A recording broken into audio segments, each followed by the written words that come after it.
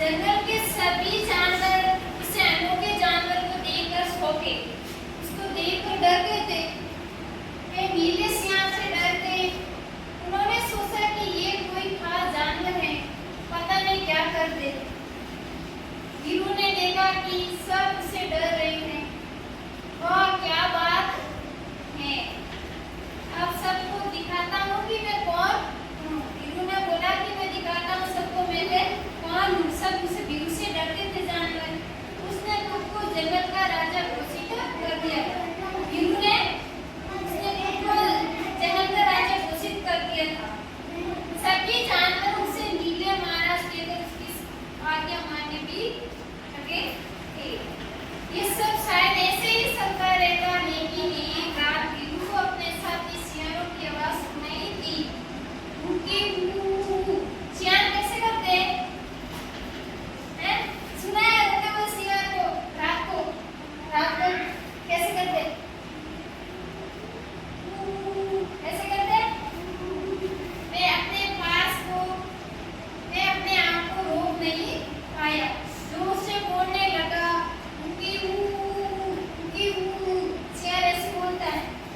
बस उसी समय सभी जानवरों को पता चला गया कि वह कोई नीले महाराज नहीं बल्कि साधारण सियार है। अब ये तो आप समझ ही सकते हो कि इसके बाद सब जानवरों ने वीरू पर क्या किया होगा। एक जंगल में क्या रहता था? सियार रहता था। क्या रहता था? उसे वीरू कहकर पुकारते थे। उसको सब क्या पुकारते थे? वीरू। वह दूसरे जानवरों से डरता था।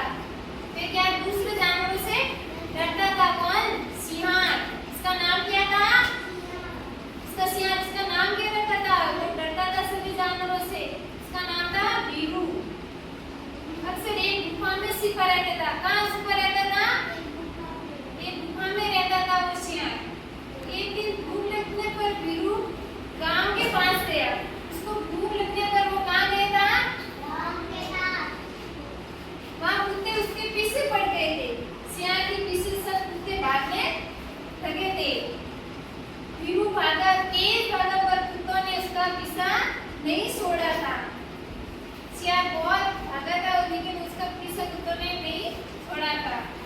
वीरू लगकर एक घर में घुस गया। डर के एक घर में घुस गया था सिंह। उसे पता नहीं था कि एक रंगरेज का घर था। वहाँ मतलब कपड़ों की रंगाई करते थे। इसको पता नहीं था कि रंगरेजों का घर था।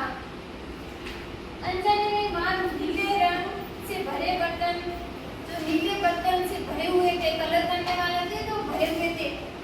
उसको पता नहीं था, वो अंदर घुस गया था। फिर बाहर निकला, वो पूरे कलर से नीले रंग से हो गया था। इसलिए उसका नाम रखा था नीले महाराज। सियार का नाम किस लिए रखा था?